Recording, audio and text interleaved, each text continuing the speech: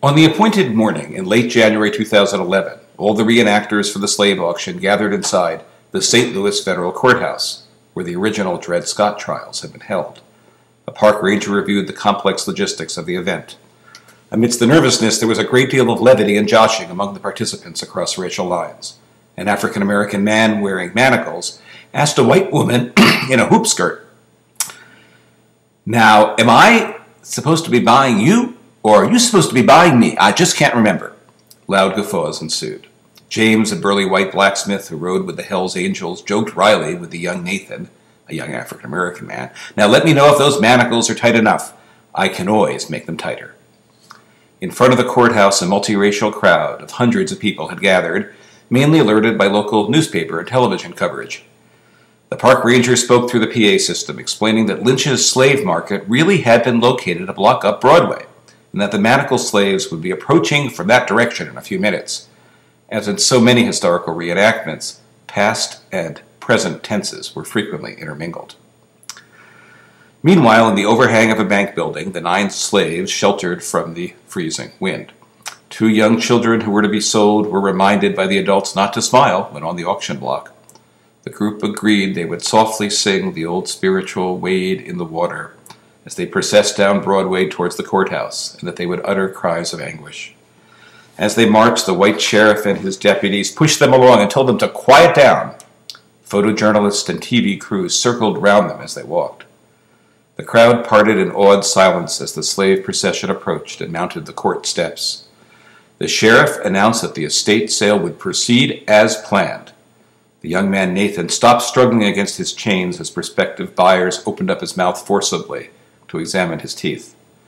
He then resisted once the bidding commenced, shaking back and forth.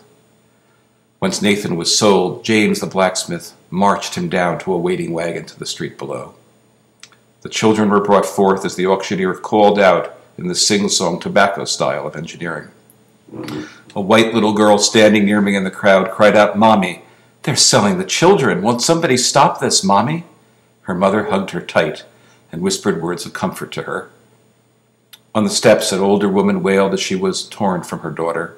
One by one, the enslaved persons were sold off, some taken down to join Nathan in the wagon. By prearrangement, about half an hour into the auction, a 19th century uniformed officer delivered a court order to the sheriff, blocking the auction from proceeding.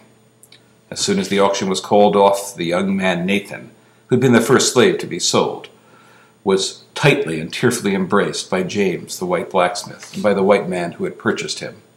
They joined the multiracial crowd streaming into the courthouse rotunda for the morning's final event, a community forum. The talking circle opened as one of the reenactors, Victoria, sang the old spiritual, "Lord, how come me here?" For the next hour, several hundred community members engaged in a remarkably frank conversation about what they had all just experienced. Taking the wireless microphone one at a time, people talked about their pain at watching or participating in the spectacle of human beings sold as chattel. The conversation ranged from the far past to the immediate present, from the agonizing legacies of enslavement to the modern prison industrial complex, to present-day crises in the public schools. Again and again, the conversation circled back, in particular, to the challenges faced by young African-American men in the school system, in seeking work, in navigating the criminal justice system. Within moments, out of the darkest chapters of American history, we all witnessed, in effect, the rebirth of democratic civic conversation.